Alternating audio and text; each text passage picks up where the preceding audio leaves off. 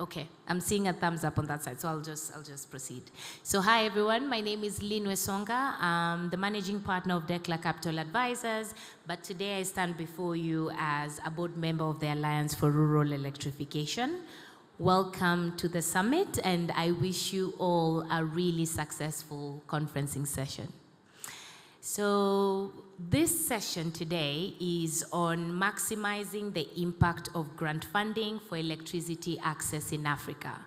But before we get started with that, we did want to showcase work that ARE has been doing for the last 1 year, targeting on RBF.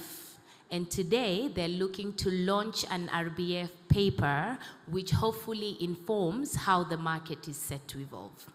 So just briefly before we start on the panel, we'll just take you guys quickly through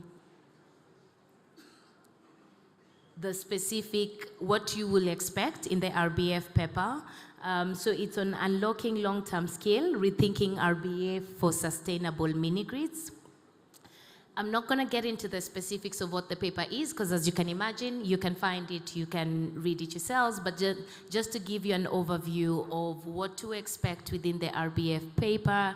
ARE has about 170 members. We called upon quite a number of them to inform, and especially the financier circle, to inform how do they think RBFs can evolve within this market, specifically in the African context, to allow to catalyze private investment. Right now, it's an estimated $50 billion required from the private financing space. And of course, all of that can be catalyzed through the right RBF mechanisms. Some of the key challenges you'll find within the paper, we've highlighted just 6 here, but there's many others. One of the key ones is for a lot of the developers, a lot of the financiers that we spoke to, or investors, depending on the language you choose to use, one of the key things that was apparent is grant is paid based on new connections, but then whether or not the connection is sustainable beyond the initial commissioning phase is yet to be determined. The second key challenge was on a lot of the grant money is only unlocked post-commissioning. And so then developers and financiers are still required to field the upfront capex that comes with building green mini-grids, which is then a lot heavier for them. The other key risks with the current RBF designs that came across was the cliff edge risk, where you have short-term grant programs that essentially end, and it becomes very difficult for an investor looking at potentially funding a specific developer to plan around that, because if the RBF is not going to be there past 2 years, how else are people supposed to sort of plan around it? Some of the other risks, unpredictable donor programming, unable to actually plan ahead of time, and also a chicken and egg situation where you, as a developer, you're approaching an investor, an equity investor, debt investor. They want to see grant certainty, but grants want you to already have brought in capital before you're actually able to get the award letter or to get the grant. And so then it becomes a bit tricky for you to figure out. The recommendations as pointed out within the report, and again, we welcome you guys to download it, we welcome you guys to engage with it, we welcome you guys to provide feedback, but this is what we discovered based on the communication and the conversations that we had with the ARE community is, so one, the recommendation was for any RBF or grant facilities that are coming on, can we look at a multi-phase approach where they fund for some of the upfront capex, they also then continue with the performance-linked funding and whatever else, but there's some kind of subsidy coming in at the initial stage. The other recommendation was predictability, I guess to specifically cover on the cliff edge risk. And then also a blended finance approach, which came across very clearly with a lot of developers in the conversation. Can we find a way to make sure, one, the grants cover more than just connections? It's a bit of an FX guarantee. And also, can we blend the multiple, like whether we're looking for debt and equity and grants, such that the application process for a developer is a lot shorter compared to having to apply to different investors. So like I said, you can scan, download the full report here, but essentially this is work that the ARE team has worked on over the last 1 year under the guidance of the previous Financier Circle's co-chairs, Inez and Maud Watlet. And so then there's quite a number of insights there, both for developers and for financiers within the space, as well as any other donor programs looking to develop some kind of grant programming. Thank you, guys.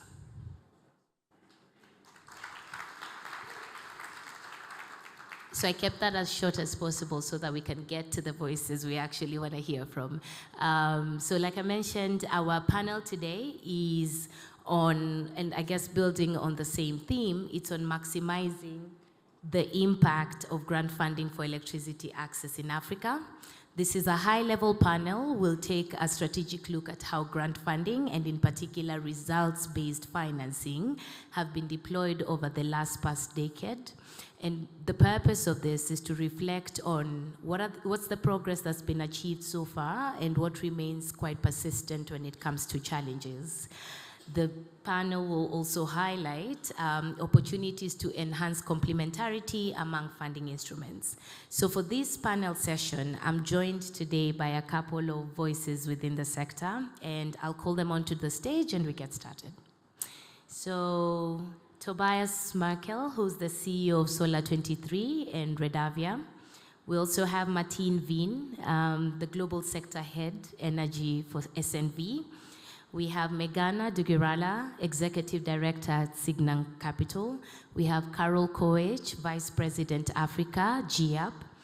We also have Dennis Munuve, Principal Renewable Energy Specialist at the AFDB. And from the COMESA team, we have Dr. Malama Chileshe, who's the Ascent Coordinator, representative of COMESA. Welcome to our session.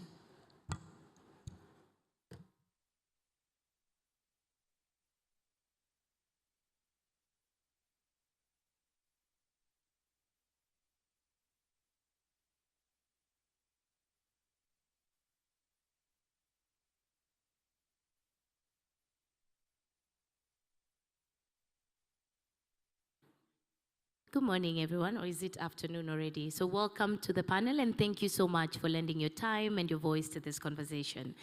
So to start us off, I want to start with Tobias. And maybe just to kick us off, we said we want to have a reflective session to look at what has grants or results-based financing to date accomplished. As a developer, as an APC on the ground, what has been your experience with results-based financing so far?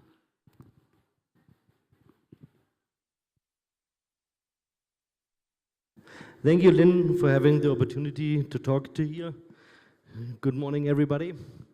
So from Solar 23 side, as we are an EPC and project developer, over the past almost now 26 years, we see that the result-based financing is on the one side an opportunity, on the other side a challenge. So you ask me now if it can reduce the risk from our side if we have a result-based financing program where we can work on it. I would not say it reduces the risk. It allocates the risk from the grant funder, from the grantor to the project developer. The problem is now that we as a project developer are not only the developer, we are, I would say, project duration financier. So we have to cover the project financing, we have to cover during the first operation part, we have to cover all the risk. In the previous session was mentioned currencies, it was mentioned the risk on ground. So all these risks we have to take over. And I think this is one of the key factors what we are now faced on with the result-based financing. So when I want to have let's say a wish at the beginning directly, I think when we have a result-based financing, it must be a smart result-based financing because we cannot take over all the risks in this case. you ask if it is a burden for us. Reporting doesn't depend on which kind of financing I have, doesn't depend which kind of, even internal reporting. It is not a burden for us as a EPC and project developer. It is normal business. It is a little bit slowing down, yes, but I would not say it's one of the biggest problems we are faced of. A big advantage I see is that the result-based financing improves the bankability of the project. So when we are having the possibility to, for example, connect 10,000 households and we're getting paid after we connect them, we can easily talk with financiers for the duration financing. So on a corporate basis, we can discuss how a working capital financing can work like based on the result-based financing at the end. So we, for example, we had a project in Nigeria electrifying their villages. The bank came and said, okay, we will give you a loan, we will give you a standby letter of credit to finance the project duration. So at the end, the best thing for, let's say, for us as a developer is if, let's say, result-based financing would be a mixture between performance financing plus intermediate milestones, intermediate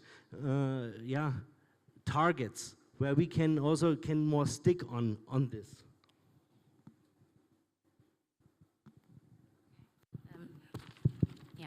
So that's a good way to start us off. And I think for as long as I've attended these DRE conferences, the one thing developers have always made clear is the expectation is on us to be almost all-rounded. The risks we carry, we are the ones to finance the currency, we are the ones to figure out the viability.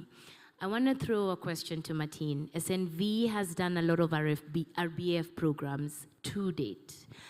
Similar conversations always all around. What is some of the impact or some of the changes that have come in through SNV's programs to address some of what we're hearing? Yeah, thank you.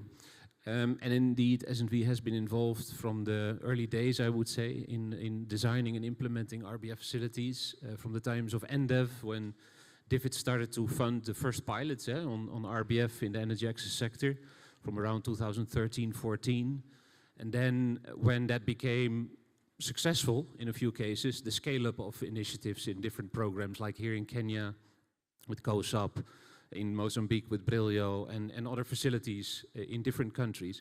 And what is coming across is kind of recurring lessons, so to say, is that it's really working only if all those different pieces come together. First of all, it needs to be designed well. We have many RBFs that are actually not designed well, meaning they need to be designed to basically trigger or basically unlock certain market development barriers. They need to be very targeted. It's results-based financing. What is the result that you actually want to incentivize here? The end result is sales and hopefully sustainable energy access connections. But what the RBF is actually doing is incentivizing companies to do certain things that are otherwise challenging for them to do. That's why the subsidy comes in. In many cases, RBFs are not really well designed. That's not necessarily a problem if RBFs are able to adapt along the way, because market conditions change in any case. I remember very well with Kenya, the COSAP here being designed by the World Bank around 2015-16. We became the implementer from 2018-19, I think. So you see like years passing. The moment you start implementing, the market has already changed. That DEP facility that was supposed to be a part of COSAP did not add value because there were other and better mechanisms. The RBF itself had to be adapted as well. In some cases, you see that flexibility is not there, or it's very difficult. It takes 2-3 years to get something changed, depending on the constellation of stakeholders within an RBF facility. And in other cases, it's very flexible. Like case of Mozambique, Brillo, the market is developing, changing. You quickly adapt, you get quick approvals from Sweden or the UK to do that. And with the government working very closely, you adapt very quickly. So they need to be well designed, they need to be flexible, and they need to be also being implemented in line with other facilities and instruments that you need at the same time. An RBF will not work without access to pre-finance. So you need to have that access to equity in debt facilities from the very beginning.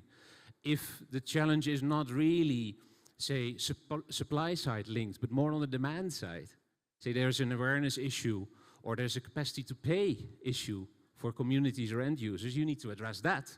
Is RBF the best instrument for it, or do you maybe sometimes need other instruments? I very much agree with what was said before, like RBF alone will not do the trick. You need to combine it maybe with early stage grants, with TA, with policy reform, regulation support, all kinds of interventions that are needed at the same time. And particularly when we're talking about mini-grids, which is a bit more the focus now. Of course, there's also quite a solar home system and PAYGO crowd here in Practical Views. But if relating to the paper that was just announced now, particularly on mini-grids, it's much more challenging. Because you're talking about larger ticket infrastructure investment with lots of preparations that need to be done beforehand. It's very different from solar home systems or PAYGO. You need licenses, you need approvals of all kinds of things, you need to have the land lease, and all of that comes with costs. So if you want to ask my blunt opinion on it, RBF is not a suitable instrument for mini-grid development. If you stick to the definition of RBF, which is results-based financing, payments to companies after verification of energy access connections, with that definition, RBF is not a suitable instrument for mini-grid implementation because of all the challenges that come way before. You need milestone-based payments before energy access is there. You need all kinds of other instruments to come in. Maybe that triggers a bit of discussion, but that's my honest opinion. RBF, as it is defined by many of our donors, is a very limited instrument. It needs to be complemented with other instruments. Okay, and maybe just to still stick on Martin for a bit before we move to the next. So you're saying there's need for flexibility, but then as defined by donors, how much room, how much leeway have you seen if instructions are coming in from the funder, trickling down to how it should be implemented or the definition of the thing itself? How much flexibility then is there in adopting sort of something different? Yeah, what we see now, it becomes difficult, of course. Like the technical teams on this, with a facilities manager or with the hosting government, with the Ministry of Energy, the technical teams on this fully recognize those challenges and fully recognize that certain things you would want to adapt that, and you want to include complementary instruments, you want to change the terms or conditions in an RBF, you want to maybe include a higher percentage for upfront payments before energy access connections are being verified, before an IVA is actually selected. Teams understand that, and I think companies in the room have worked. Companies in the room that have worked with those teams, I think they can testify to that. Typically, the colleagues that you deal with, they understand those challenges. The limitations are sometimes in the bureaucracies within the institutions where we work with, and that has to be said. If you have an RBF facility that's implemented through government structures, nobody needs to be surprised that that will come with certain levels of bureaucracy and approvals within ministry, and not just the Ministry of Energy, but maybe even the Ministry of Finance, the Treasury, a no objection from the World Bank.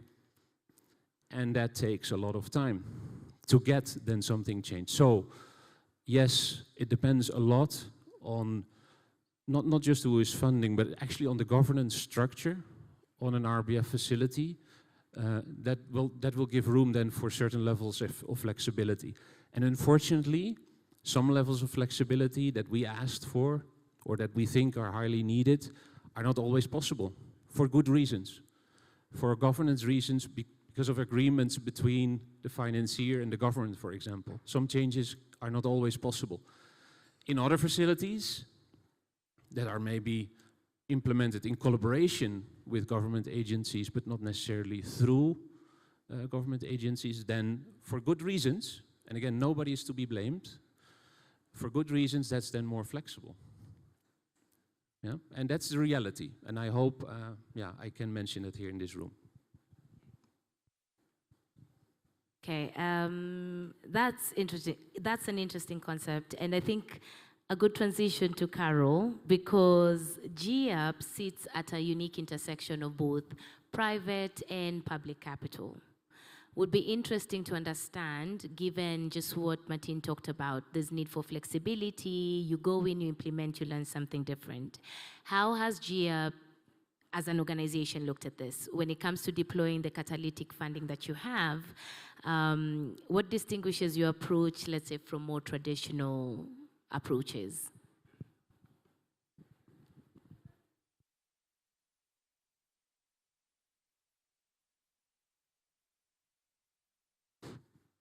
Works? Okay, good. Thank you very much, Lynne, for that great question. So we have been in the intersection of the results-based financing, especially coming from the public sector, with the developers. And while I agree completely with the paper and the outcome of your study, and also I agree totally with Martin's comments, developers have to operate in this environment today. And so what we've done then is to say, how do we enable them to access the results-based financing? So in your paper and presentation, you talked about the chicken and egg. So we tried to solve for that using our catalytic capital. I'll give you an example of the program and the work we've done in Nigeria, which we are calling DAT, which is the Demand Aggregation for Renewable Energy Technologies. And really this particular facility is playing or solving for the gap to connections. So funding the developers to go through their construction until they get access to the incentive, to the RBF. And so the security is actually the RBF. So then when they get their RBF monies, they pay back, and then the facility is rotated or recirculated. So, but that doesn't, take away the question that the way we have structured the financing, especially for the mini-grid sector today, probably requires a sector assessment. And I really like the work you've done because it aligns very well with some of the work we are thinking as well and saying, with the 10 years plus of deploying results-based financing across the sector, is it a good time to take a step back and really look at what is working and what is not working, and maybe potentially question how we design going forward? And how do we truly achieve universal access? Do we need to design programs for specific technologies? Do we really need to look at universal access collectively and say we can solve with multi-technology, but looking at it from the cheapest solution? Because today, I do not think making connections, especially where the demand is very low, using mini-grids is potentially the right thing for governments to be investing.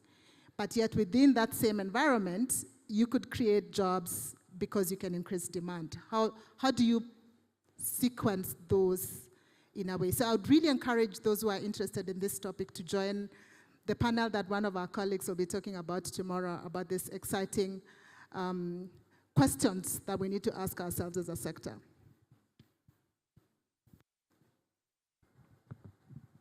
Okay, and maybe just staying on Carol for a bit. You've given a very concrete example. In Nigeria, you have a facility that's allowing, which is usually the most tricky bit, right? Construction all the way to a grant-linked payment.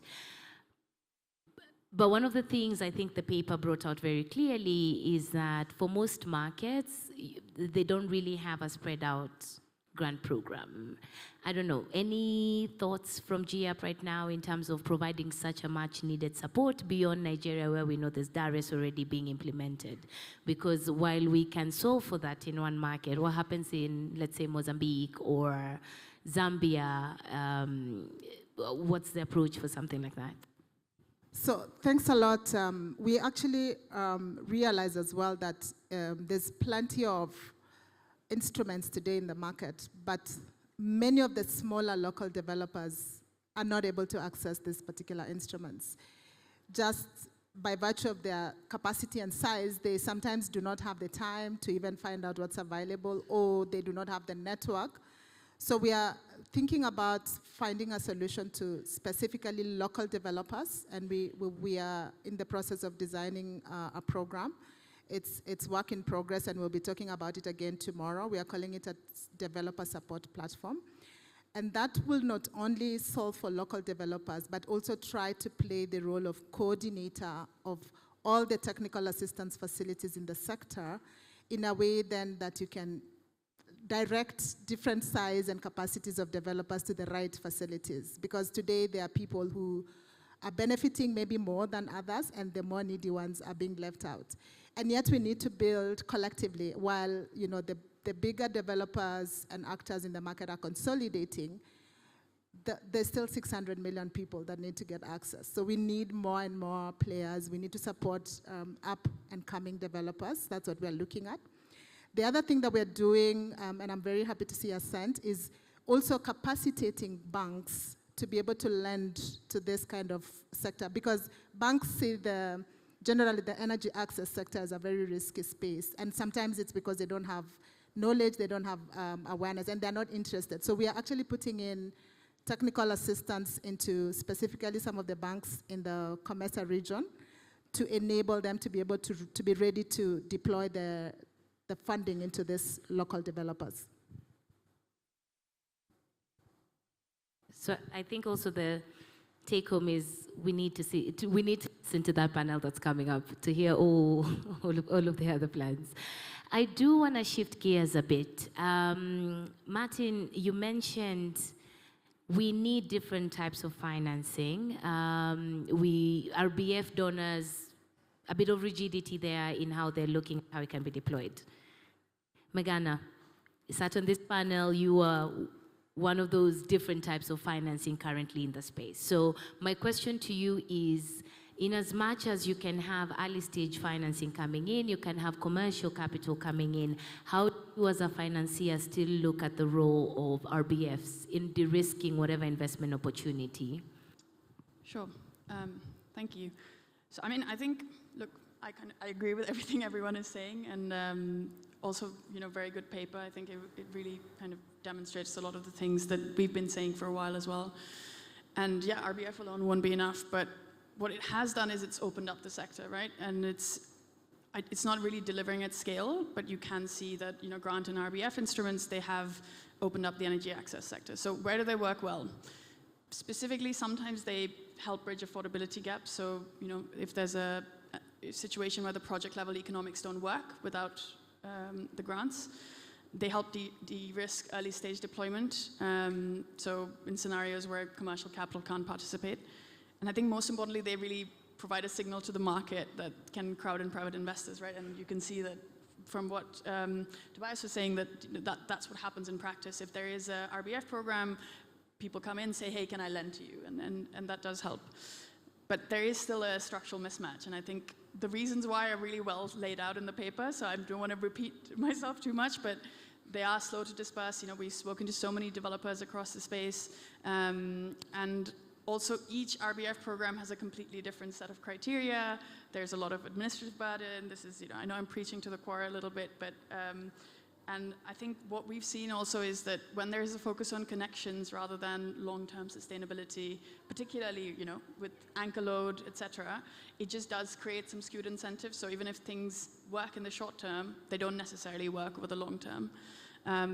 And it is just a very fragmented market. I think donors need to speak to each other, investors need to speak to donors. We all need to, be talking to each other more so that we can collaborate and make sure that we structure something that works across the board. I think, honestly, some of the discussions we had yesterday, because there was a mini-grid funders group meeting yesterday where, M300, a bunch of others, presented what's going on, AMDA. And I think forums like that and forums like ARE has, with the financier circle, etc., they're really important so that we can coordinate and talk about what's working, what's not working. And I think there is like a really still important role that grants do play. I mean, Signum was recently awarded to be the manager of the Ascent PPF, which I know is going to be launched later today, I think at 2:30. So please go to that if you can. And you know, that does play a role in terms of early stage capital that's really needed in order to open up the sector and do some of what I think everyone else is talking about as well. Just to understand a bit, so right now across Signum, we're looking at some early stage targeting financing. We're looking at folks who are coming in at financing that would coming at a much later stage when, I don't know, scale and can I say viability has been proven. Might be good to also just understand for the crowd what that looks like. Sure. So we, you know, have 3 funds that sit under what we call the clean energy and energy access pillar. So all those 3 funds can do mini grids, just as an example, but they focus on the broader DRE sector as well, so CNI, solar home systems, etc. Some of them are Pan-African, one has specific geographies only, and essentially through that we have almost $600 million of capital, essentially assets under management, which we can deploy into the sector, right? And to date, we've done a couple of transactions in the space. So we've worked with, well, what used to be NG, but is now Ignite Energy Access in Zambia to fund 60 mini grids on the debt side from one of the funds. We've worked with actually something that's linked to what Carol was talking about, which is, you know, the DART program eventually evolved into, you know, Odyssey's procurement platform and supported that. And we supported Odyssey with $7.5 million as well to fund the procurement program, primarily targeting, again, DES in Nigeria. And, you know, we also are quite involved, I would say, in just various stakeholder discussions. So Alex Graham, I don't know if she's here, is the co-chair of the Mini Grid Funders Group. You know, we are kind of try to be actively involved, and obviously we are more on the commercial side, with the exception of the PPF. So, you know, we kind of take a role where we want to fund projects opportunistically when they are sort of a scale that we can fund, but we also want to try to connect people to, you know, again, to the Ascent PPF or to other providers who can provide more early stage funding as well. I hope the folks that we have, developers, EPC players that we have in the audience, were able to get some of that. Across, we're now looking at GEA, we're looking at Signum, SNV as well. I do want to transition a bit to the doctor, the good doctor right next to me. So Doc, we've referenced, I think, the Ascent program now twice. And for COMESA as a catalytic partner, what would you say, you do represent a diverse range of markets at the moment, and they are different stages of energy transition. There are some that are a bit more advanced than others. So it would be good to just understand some of the regional frameworks and instruments that COMESA is looking at to just help harmonize, you know, the market's approach to grant funding. Thank you very much, and good morning, everyone. Yes, I think, you know, COMESA is a large institution, you know, basically, you know, spanning from the north, the east and southern part of Africa. And the countries that we represent or that we work for, you know, there are different levels of development, you know, whether it's, you know, in terms of, you know, regulations or policy development, whether it's in terms of, you know, energy access levels and all that. So it means that, you know, from our perspective, that we have an opportunity, you know, basically to promote harmonization in the region, which is, I must say, is also a challenging, you know, task for us. So from the regional level, when you look at whether it's RBF or financial, you know, instruments, we think that we can do what we've done, you know, on the policy side. You know, because COMESA works in different sectors, energy, agriculture, and all that. And normally how we work is that we try to learn in terms of what's happening in the region. We learn the lessons, we try to see what are the gaps, and we try to pick the good lessons, you know, and put that in a policy framework that our member states can use. So I think when we bring it down to RBF or, you know, grant financing and all that in the energy space, I think it's the same approach that we can use. We look at the different programs or interventions that are going on in the region, in terms of, RBF, in terms of, grant financing. We see what's working, what's not working, and we develop those frameworks that our countries can then benchmark on those, frameworks essentially. And we, of course, I think the Ascent Project Preparation Facility has been referenced, and in developing that PPF, it's basically the same concept that we followed more or less. We had to scan the region in terms of seeing, what was working, what are the gaps, and based on that regional scanning, then we came up with the project preparation facility that we'll be launching later today. But I think there are also other opportunities, within COMESA that we can promote. For example, we are working on digitalizing, the monitoring of the projects that are being supported under Ascent. And that also offers an opportunity in terms of, providing targeted financing, for those projects in terms of RBF. Because what we would do is that at regional level, we have this digital platform, and then we expect all the countries that are part of the Ascent program to also to digitally report or record their, the results in terms of the access. And through that, then we can target, essentially, we know it becomes easier to verify the results that are happening at ground level. And when we deploy the RBF funding, we know that it's going to where it's needed, essentially. Yeah. Thank you. Okay, and actually that's interesting. You've talked beyond just financing, monitoring platform, and how, maybe a question from me is, how can that be leveraged, let's say, even by other investors in the market? Because one of the key things is if the data is collated in such a way that we can reliably look at, maybe anonymized or whatever, but we can reliably look at Solar 23 and how they were able to sort of integrate various things, a monitoring platform tracking multiple geographies would be essential for a lot of financiers, I'd imagine. Yeah, so I think we are looking to have that platform, obviously, generate insights. There's already a lot of interest, in terms of, doing research, because what that platform would do is that we can see which countries, for example, are doing well. And so if we see that one country is progressing faster than the other, then we know that there's something good that, that particular country is doing. And then we see where the countries, maybe the progress is slow, then automatically you know that there is something that you need, to do, maybe to support that country. But also, I think this is information that we will, publicly be sharing, obviously. And then also beyond that, we will have other facilities that others can benefit from, because the COMESA program has components.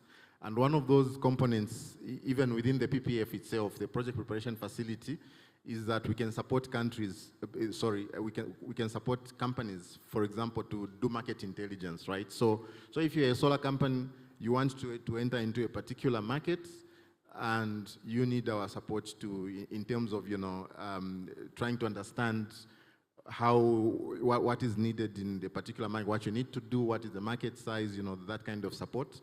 That support will be available under the PPF. Yeah. All right, and so I think we transition to Dennis. FDB has done a lot of work within the grant space, a lot of instruments across multiple African countries supporting the dairy sector. I think we just want to hear from you. What are some of the key lessons that FDB picked up along the way on how to optimize the use of that grant funding? And would be interesting to also hear how you've integrated that in some of the instruments that you currently have in the market. Many thanks, Lynn. Let me start by first introducing SEFA, which is the Sustainable Energy Fund for Africa, managed by the African Development Bank.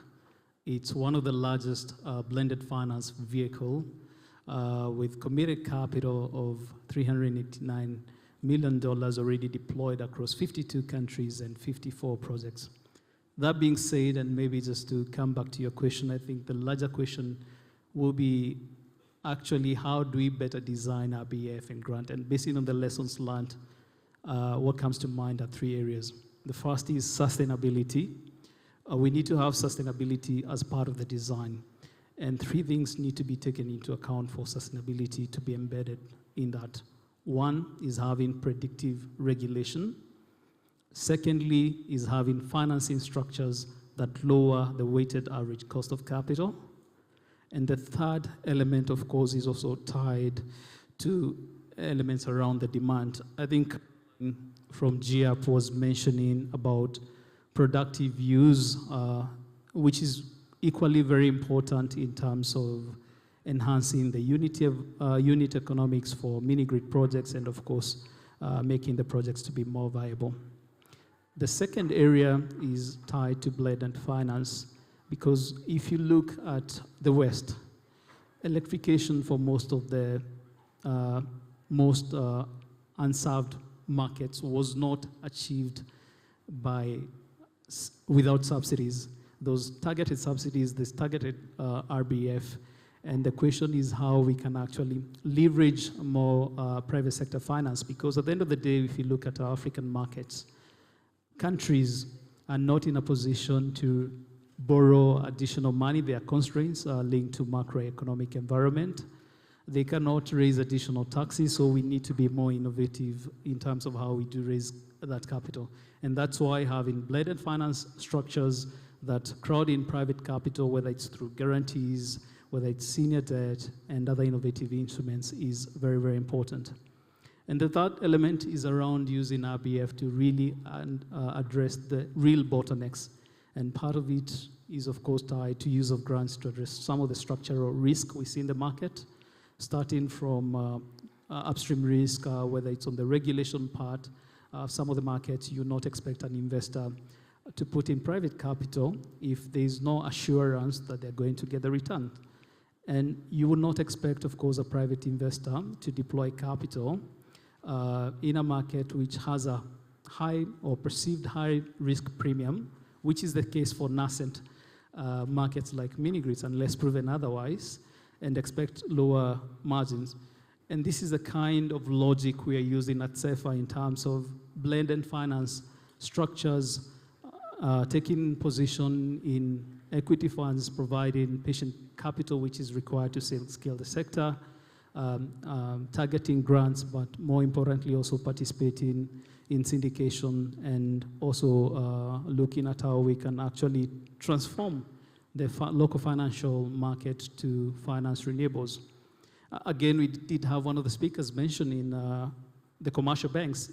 They don't have the instruments to finance mini-grids because this is an infrastructure asset class. It requires longer tenors, more concessional capital, but the appetite is there, and how can we address that? Of course, we need to look at some of the blended finance structures that can buy down the cost of financing, providing incentives, provide TEA to address the upstream risk in terms of appraising those projects, and thirdly, also working in hand with some of the central bank across that. So from FDB, again, very keen to support the sector, but requires ecosystem approach, and that's the logic that we do have. Thank you.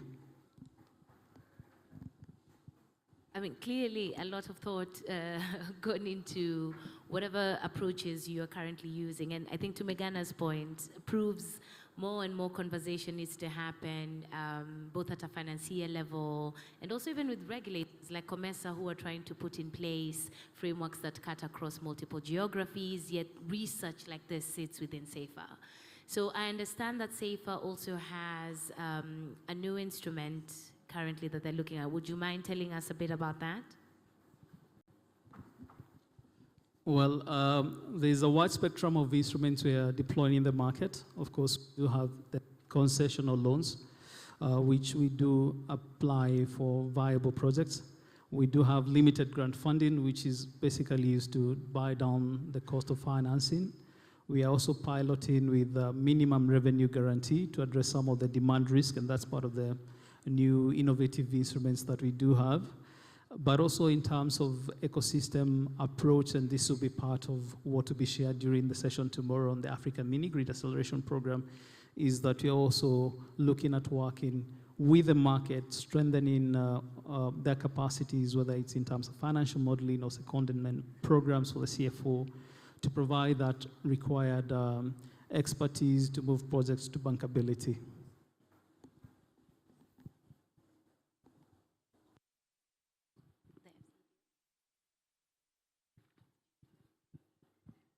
With that being said, I would like to highlight that, of course, CEFA is supported by quite a number of donors, and the UK government has been one of the key long-standing partners to CEFA, but more importantly, to this space. And moving from discussion, from theory to practical action, I'd like to call upon the stage Mr. Richla from the UK government to make an announcement.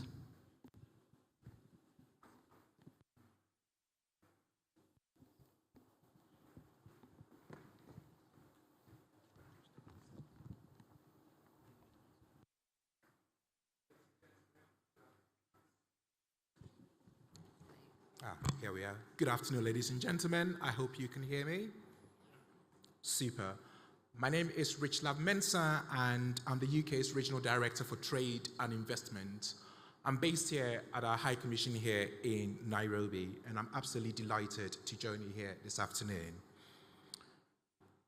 I'd like to begin by saying that last year was a big moment for Africa in the march towards the 7th Sustainable Development Goal, with many countries across this wonderful continent taking huge leaps in the electrification of infrastructure.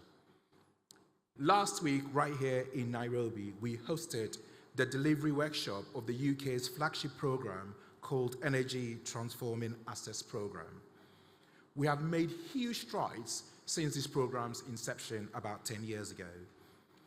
The transition that we have seen here in Kenya, for example, where over 90% of the electricity that is generated is all clean energy, is nothing short of remarkable. And we are very pleased and proud to support the Kenyan government in that transformative work. What has become clear in the work that we have noticed through the Energy Transition Program is that innovation, including the way finance is structured, and the way we incorporate new technology, and the way we use our human capital, are all very key in the work on energy transition. The UK is very proud in helping enable this innovation and to partner with governments across Africa to make this happen. And today, it is my distinct pleasure to announce that the UK government will be investing in significant capital with the DRC government in the ongoing work on energy transition and rural electrification. As I suspect many of you will know, the Congo Basin is, by some estimates, the world's largest terrestrial carbon sink, but deforestation, primarily driven by energy, is threatening this vital ecosystem. Access to renewable energy, sustainable power in DRC is therefore not just vital for the country's transformation and growth, but for the global ecological balance. This is why the UK government is pleased to announce that we're going to invest £14 million, or about $19 million US, with the Africa Development Bank Sustainable Energy Fund for Africa, or CEFA, as Dennis mentioned earlier, and this will transform energy access in DRC. Thank you. We see projects like the Moi Power Project, which is a metro grid that will provide 24/7 solar energy to over 700,000 people in northern DRC. We see this as a blueprint for energy transformation in Africa's hardest to reach places. And I know there are a number of places around this continent that are incredibly hard to reach when it comes to electricity. This particular project, which is a bankable private sector-led concession model, which esteemed panelists have been talking about, exemplifies the innovative spirit that has been mentioned earlier by the esteemed panel, leveraging the competitiveness and the modularity of solar PV with battery energy storage and distribution infrastructure that would unlock economies of scale, We believe this will make it affordable for ordinary people to have access to energy in northern DRC. With this new source of energy, people in northern DRC will be able to start new businesses, connect to new markets, and ascend the value chain, which I think is crucial for DRC's economic development. Our investment with the AFDB is expected to play an instrumental role in crowding in private capital and catalyzing financial close of the Moi power project. We are very, very keen to bring other financing partners along with us to make this happen. So with that in mind, I'll invite you all to attend the Powering DRC session, which will be held later this afternoon at 4:15 p.m. and will be led by the AFDB team. The UK's investment in DRC underpins our government's priority in supporting countries to adapt to both climate change and also to protect nature. With rising energy prices globally, primarily driven by the ongoing crisis in the Middle East, it is also about building energy resilience and sovereignty across Africa. I'm tremendously excited to see where this work will take us, and I'm absolutely certain that we all have a role to play in this endeavor. Thank you very much.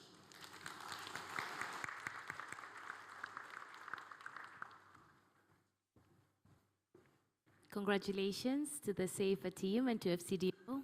That is an amazing initiative. I think with that in mind, I do want to hear a parting shot from our panelists, and please, whoever feels like they can go first, feel free. What I want to understand is, with all of that discussion, with the announcement today, what is your honest assessment of where we stand? Has catalytic capital lived up to its promise? And what has the sector learned?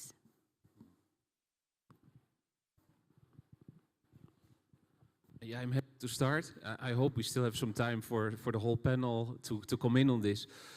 Because indeed, I think said it and several said it in the panel, it's not that we're starting from scratch when it's about designing and implementing early stage grants and RBF facilities. There's a lot of experience, there's a lot of lessons learned. There's also big successes to celebrate. Yeah, like countries that reached millions of people with energy access, and specifically with DRE technologies, leveraging commercial finance with dozens of companies. So there's success stories, and one of them is indeed like Brelio in Mozambique. There's many others where that is happening and that they're ready for further scaling.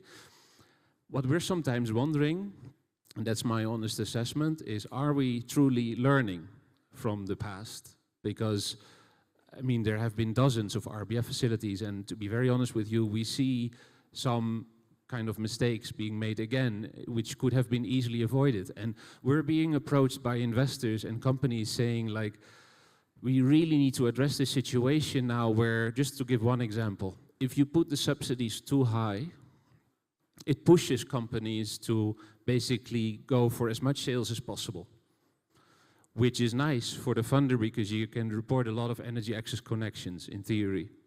But if we push companies for sales alone and not for quality of sales, it might mean that actually you target customers that will not be in a position to repay their loans, if it's, for example, pay-go solar.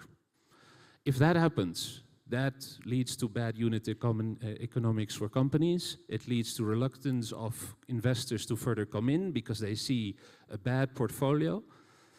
And with that, we see companies going down sometimes. We see energy access service delivery coming to an end. We see consumers with bad products, with bad after-sales service delivery. I'm mentioning this because as RBF designers and implementers, we have a responsibility to take there. If we're incentivizing companies and stakeholders for the wrong things, meaning just push for sales, push for connections, does not matter the quality of the connection. Our interest is to have sustained energy access with people benefiting from that energy access, increasing their incomes, increasing their jobs, and basically having energy access for economic development, not just sales connections. That means we need to rethink how we design and implement RBFs. And that's the final thing I want to mention. Like tomorrow in the afternoon, we'll have a deep dive workshop on results-based financing. It's very targeted to people involved in the design and implementation of those facilities. The World Bank will be there, TDB will be there, like all organizations playing a major role in the designing and implementation of RBFs currently will be there on an honest conversation beyond learning.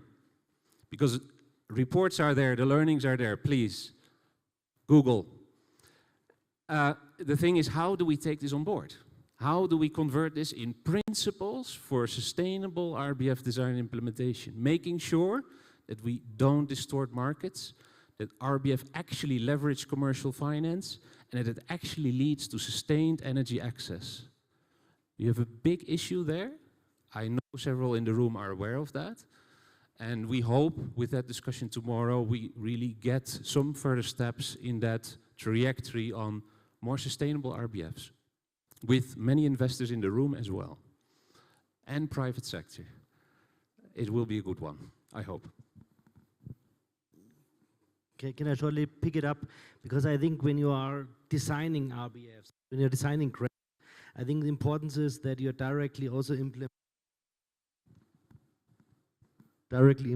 the developers, because the cash flow of the EPC, when he's working the project out, the grant out at the end, it must align together with the grant repayment at the end. Because when we are the EPC getting another fund, another financing in between, it makes the project from the IRR side a little bit more difficult, because I have to finance twice.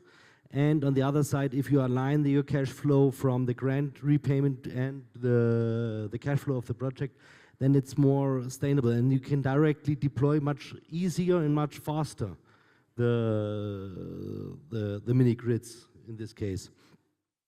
And what I also from my side have the wishes, because fasten up, yes, you mentioned at the beginning directly, we have to be fast, yes, because there's a lot of possibilities. We are just doing something in Zambia. The verification process to get the grant, to get the result-based finance at the end, it takes weeks, months, almost half a year now to get the grant back. Means it's lying on my shoulder at the moment to get the next step done, which is slowing down everything. Yeah, I agree with you. Yeah, we need everybody on board in redesigning that, and that includes a big part also for the private sector to come in. Yes, for sure. So having the mic means you give your parting shot twice. You're lucky. So I'm very excited to hear the announcement from the UK government, because we also are very much present and supporting the DRC government through Muinde Fund. I'm not making an announcement, I'm just weighing in on that. I would say, I think we need to remember the goal. We still have many Africans without electricity access. So as we design these programs, I think we need to keep that goal in mind. And not to forget that has been the case for the last 2 decades. How do we design for faster connections, but also for that energy to make a meaningful difference in the young Africans that are coming online every single year? We have a very big challenge ahead of us. I mean, I think this was a discussion at the Mini Grids Funders Group yesterday about what have we delivered and where we need to get to. And I think everyone agrees in that room that the gap is large, right? So I think particularly with mini grids as a sector that you know, it has moved the sector forward, the presence of RBFs, but has it delivered at scale? No. And I liked what Don of Mission 300 was saying earlier today of, you know, we need platforms, not projects. And I think that's really true. I think when there's a lot of individual standalone projects, it's a lot of administrative burden, it's really hard for developers. They have to kind of work through, okay, it's going to take 2 years to get this subsidy, and how do they meet their costs by then, right? And we see this over and over again. But really, what has worked really well, for example, is in Nigeria, right? So the NEP was there, it had some problems, they fixed them in DES. And you know, there was a really open discussion about this is what the, you know, what the key issues were. This is how we're increasing traceability. This is, you know, they made a number of changes. They were very transparent. They engaged with investors, and that's meant that more comfortable, we actually work on in those. Hello. You know, we've been able to come in at a later stage. Like, for example, one of the funds under management at Signum, we've just, I think last month, signed a $13 million loan to Sterling Bank with, you know, which is a Nigerian bank. They're very committed to the DRE sector, but they've seen that there's a market growing, and we've, you know, worked with them through one of our other funds to do some technical assistance and bring in the ability to really, you know, track the DRE sector, and now they're delivering, right? So they're also looking at the mini-grid sector because the DARE program has been, and because NEP actually set up that, you know, developers grow through that process. So I think that sort of consistency is really what the sector needs.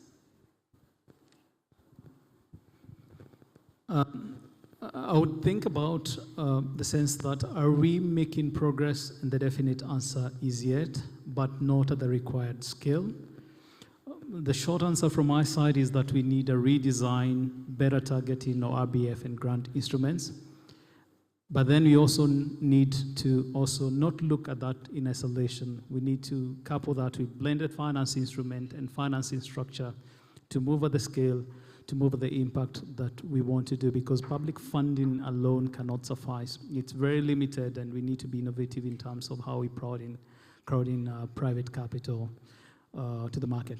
That being said, as CEFA, we stand ready for business. We've got very good positive signaling from FCDO, so we welcome other partners to join us on board for more partnership synergies to move the needle. Thank you.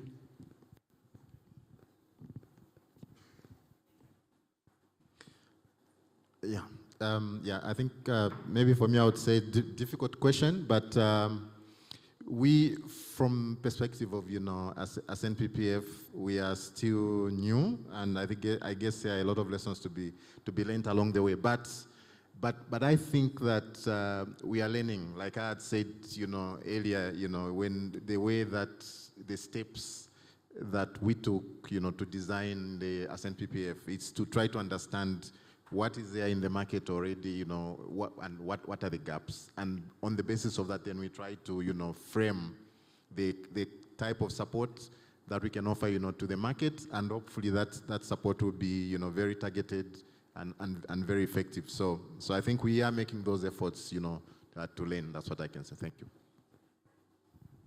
Okay, thank you. A round of applause for our panelists. I think they've been able to share really good insights. You've heard about some of the workshops that are also happening in the course of the conference, and so that was great. You should be able to, you know, decide for yourself which ones are most relevant depending on your business needs. And thank you so much for, again, lending your time, lending your voice. It's not a small thing to have you up here, and we are really grateful. So I think we can release you, but we are not done. Can you guys hear me? Okay, so releasing our panelists, thank you very much. But we do have an announcement as well.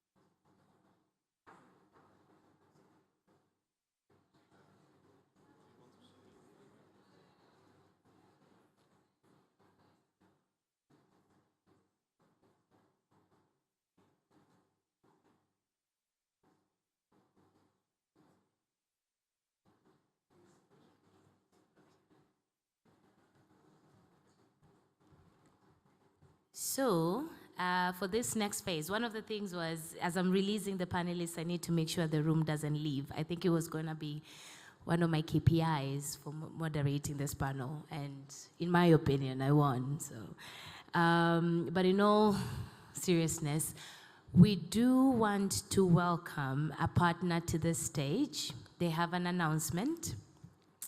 Our partner today will be represented by Ambassador Mohamed Kada, Assistant Secretary General, COMESA.